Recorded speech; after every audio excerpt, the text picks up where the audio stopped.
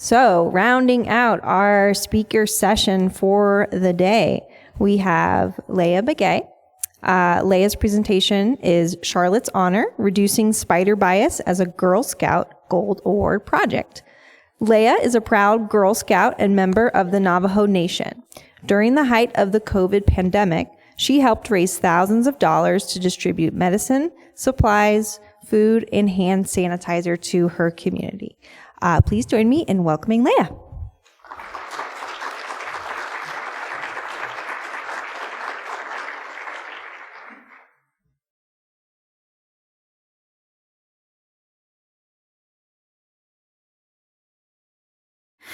Yat she Leia Begay yenisha tatna satni nishle just bashishti bitatni dashache glashje dashanale. That was my Navajo introduction, and what I said was, hi, my name is Leia Begay. I'm born into Tangle people. I'm born for the near the mountain people. My maternal clan is Under His Cover, and my paternal clan is Red Bottom. So this is my presentation, Charlotte's Honor, Reducing Spider Bias through my Girl Scout Gold Award. And so you're probably wondering, why is there a picture of Charlotte from Charlotte's Web on here? Well, she's actually the image for my presentation, and she means a lot of things to me. One of the themes in Charlotte's Web being that she represents friendship, and she teaches that to Wilbur, the pig, which is the main character, about that friendship between them. And I just wanted to kind of bond that friendship between humans and spiders. And she also represents the power of language. So throughout the book, she displays messages in her web, and for that she's inspirational in the sense that she takes action and she sees that what needs to be done, and she does that through making images in her web, and which is exactly what I'm doing here today. Oh man. Okay, so as the moderator said in the beginning, my name is Leia, and I'm from Troop 789. 789, doing fine. And I've been in Girl Scouts for over 12 years. This is my last year, but it's been an amazing run. Let's see. I'm in this picture. You can see me, and this is actually me at a national convention that I went to for Girl Scouts. So I'm a pretty active member in my community. And I also live in Tucson. I'm 17, and I am a senior in high school this year. So why am I presenting at IECC? Well, the Gold Award requires that I bring it to a national or global level, hence why I'm presenting here today. And also, IECC allows me to network with a lot of people around the country. So I'm pretty sure that I've met some of you and seen where you guys are all from, like Virginia, Missouri, New York, some amazing places like that. And then also to meet with experts. I've heard I'm very impressed with everyone here and like your professionalism and just the way that you guys present yourselves. It's amazing. So I just wanted to give a background about where I came up with Charlotte's Honor. There's a program here in Tucson and named Youth for Blue Skies, which is a community outreach program that allows for high school students to go out in nature and to go to state parks and to create a climate action plan through a 3-part Venn diagram of what needed to be done, issues in my community, and what I'm passionate about. So part of that, I really wanted to focus on nature and animals and something along those lines. And then my mind just popped and came up, and I was like, insects. I'm like, insects aren't very well represented. So I just thought that would be good. And I focused mainly on arachnids, or spiders, because I know that they're very misrepresented. So what's my purpose, or what's the aim of this presentation?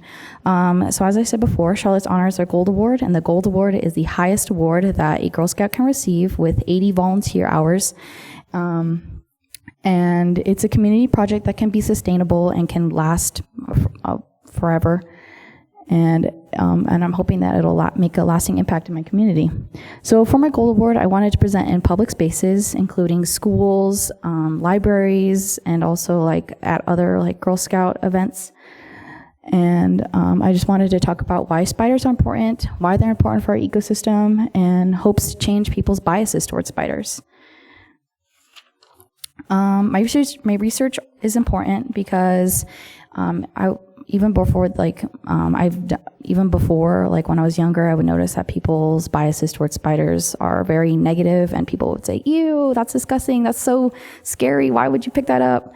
So just seeing that, like, in a personal sense was very touching and moving to me.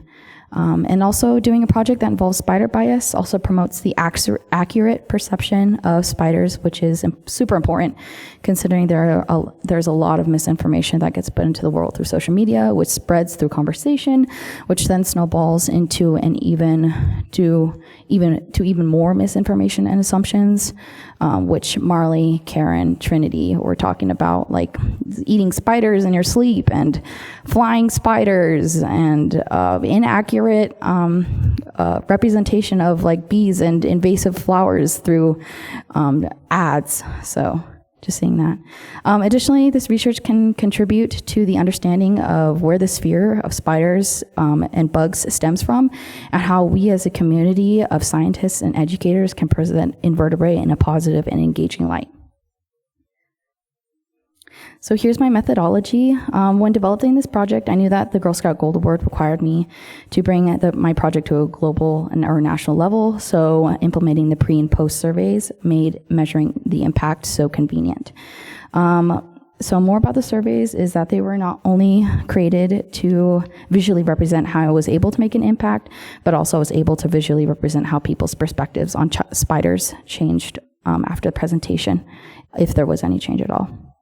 It's not listed in this slide, but I started this project last year in November and have been doing presentations, data analysis, and presentation additions and modifications up until now, but I'll keep adding on and editing.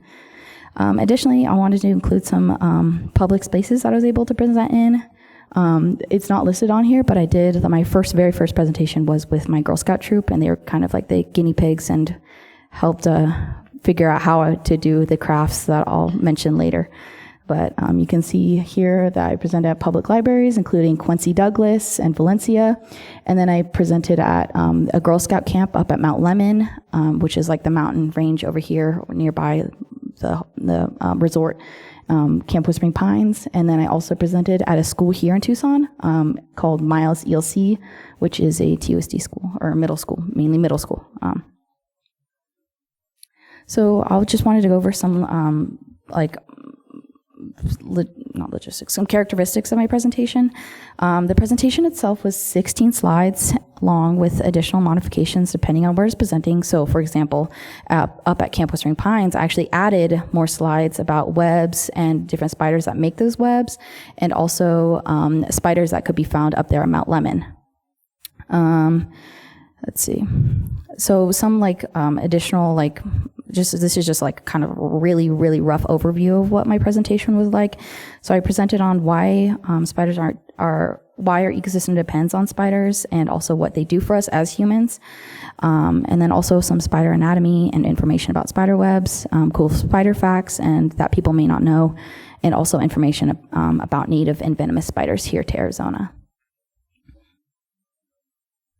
So crowd engagement. When I was writing my Gold Award proposal, I knew that I wanted to include some sort of way to get my audience engaged and excited about the information that I was presenting. And I also knew that crowd engagement was crucial when it came to any information about spiders, because it allows for people at the presentation to form a positive and immersive experience with spiders.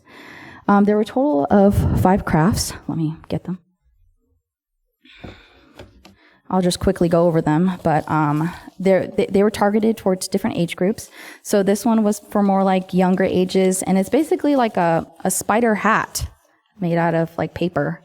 So yeah, there's obviously not enough eyes on this, but it's just like a simple craft that could be done in like less than 30 minutes.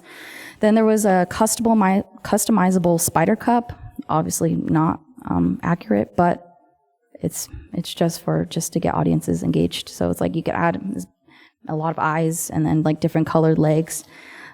So for middle school, here, actually I'll go over that later, but there was like a bracelet that you can make, so like pony beads and then like string and like a little spider charm. And then there was let me see, it's called a wire spider, and it's like where it's like the abdomen is more like a marble, and then the rest is like made out of wire. So you would like have to kind of engineer your way through that. But for middle school, I actually made an addition to the crafts because obviously middle schoolers may not find either one of those crafts very interesting, but also I did have to work with a short amount of time when presenting with middle schoolers. But I created a spider lollipop, so you could see the pipe cleaners kind of wrapped around the spider, around the lollipop stick. And so, yeah. Hold on.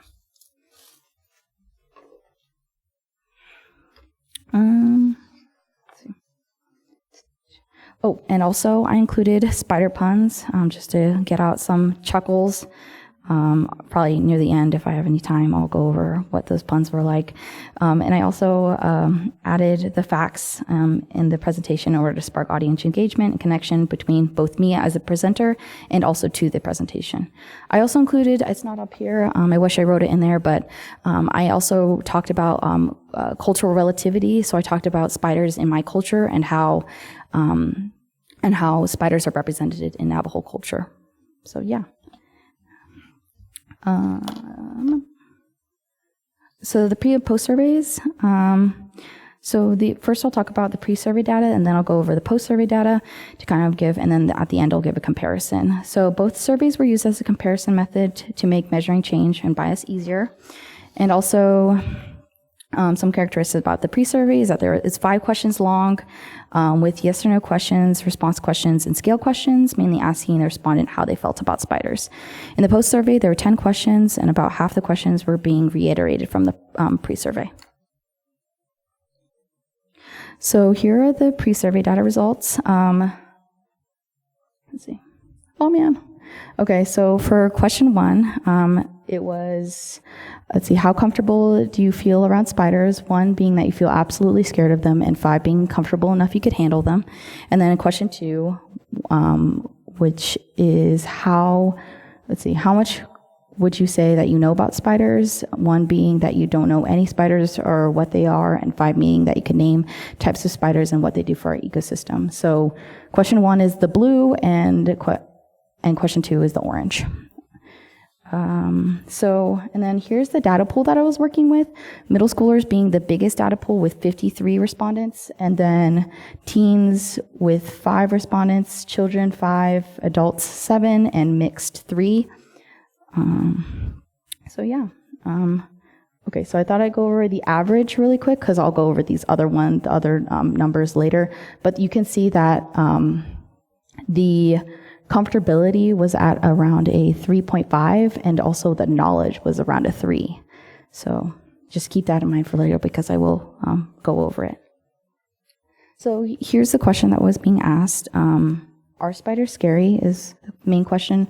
So question 3, which is this top chart right here, and then which asks, are spiders scary? Yes, no, unsure.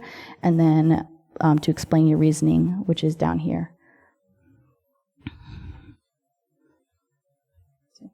So you can see that in chart 1, a majority of the respondents were scared of spiders. Let's see.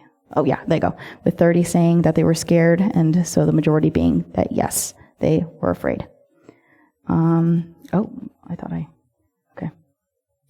And then chart 2 shows the different age groups. So you can see up here in this pink, and then you can see down here with the response questions. So the different age groups, and how many respondents said that they were scared in between and scared of spiders. So you can see that there was 29 said that they were scared, so that pretty much matches up.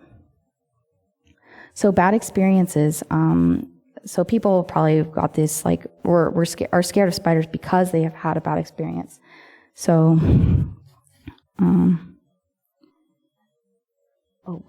So this chart is showing question 5, which is how, have you had a bad experience with spiders in the past? For example, like spiders running at you, biting you, maybe like crawling at you, jumping at you, so things like that. And you can see that a majority of people said they hadn't had a bad experience, which is interesting and concerning both ways.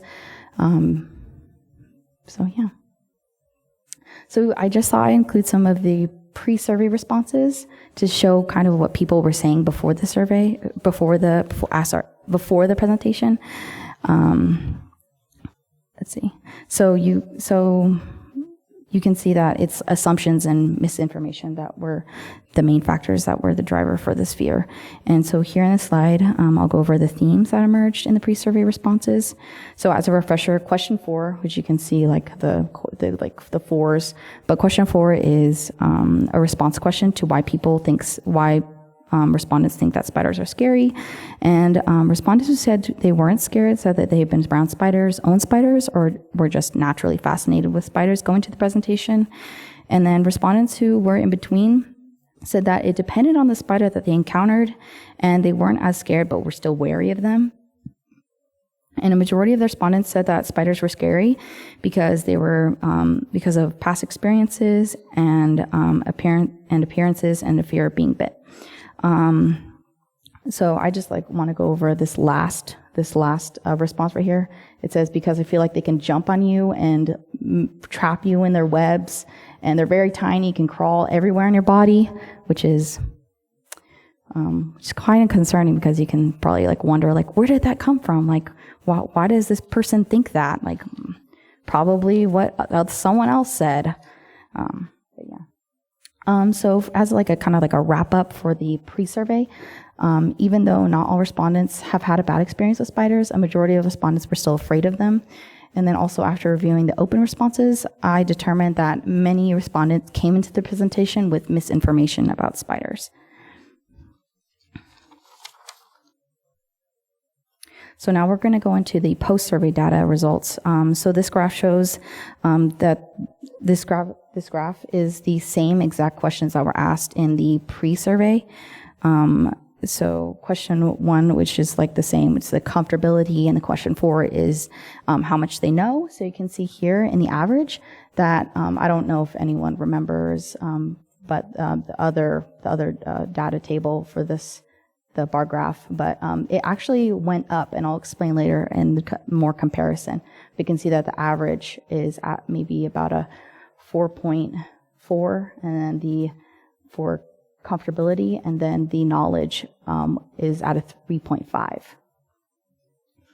This is the more post-survey questions. So question 2 was, did your answer change after the presentation, yes or no? And question 3, if no, explain. So just as to avoid some confusion, it was not everyone answered. Not everyone answered no. So if there's a lot of answers missing, then you know why. But chart 1 shows that the majority of the respondents said no, that their answers didn't change after their presentation, which is kind of both good and bad, because it was kind of a mix between I'm still afraid of spiders, and also I was already comfortable with spiders. And then also in chart 2, it shows that 35 out of 73 respondents kept their same answers for being scared in between and for not scared.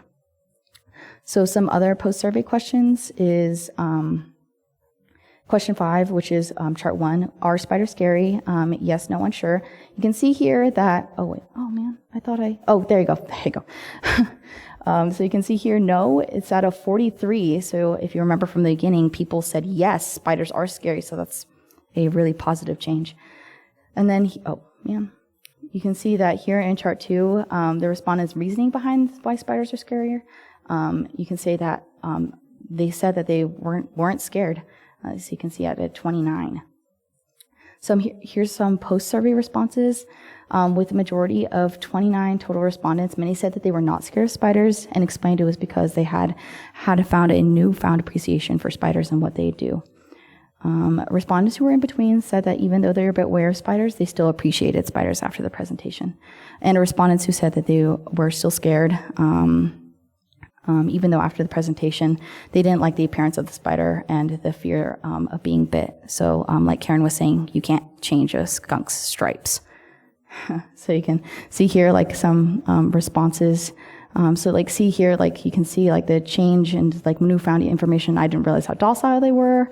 You can see here that because I don't know how to explain it, because after the presentation, I'm still kind of scared. So just kind of seeing that change, and just like that, even though it went from scared to unsure or like in between, that's still a pretty good change. At least they know more about spiders now.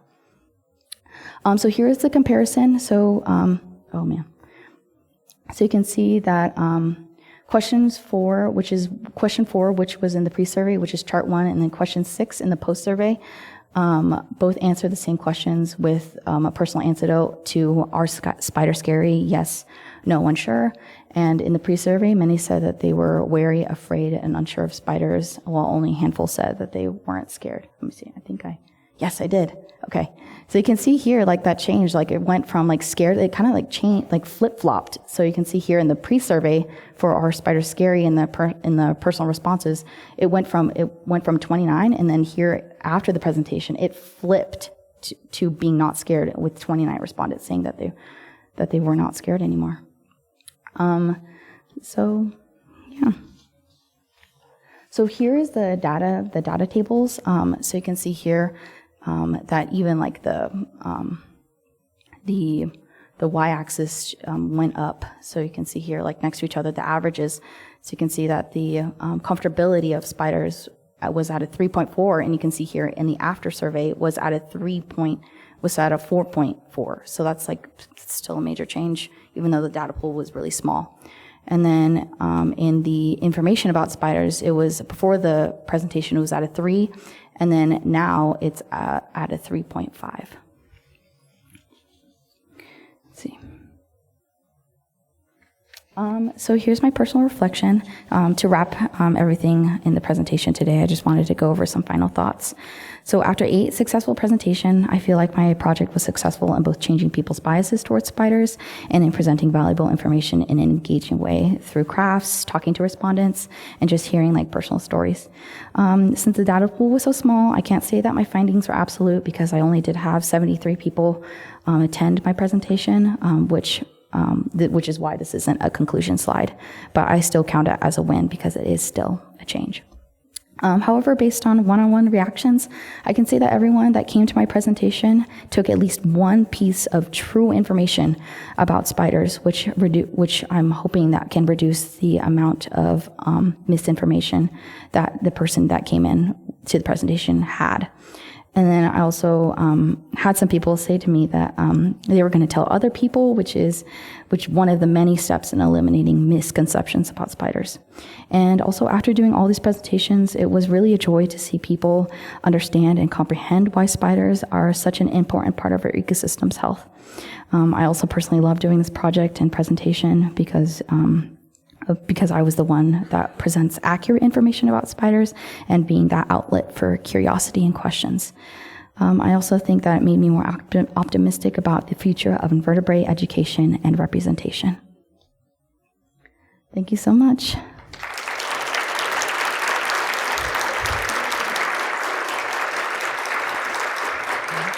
Wonderful job. I'm being told we have time for one question, if anyone has a question. Hi, can we hear some spider puns? Yes. Would you like to hear all of them or one? Okay. What do you call an undercover tarantula? What? A spider. Like a spy, spider. How tall is a spider? 8 feet, because they have 8 legs. What do you call it when you have too many flies in your house? A no-fly zone, because spiders have webs and they catch flies. What do you do? What do you call a spider that can dance? A jitterbug. No, like his dances. But yeah, those are the puns that I gave in my presentation. I was able to get some chuckles. So yeah.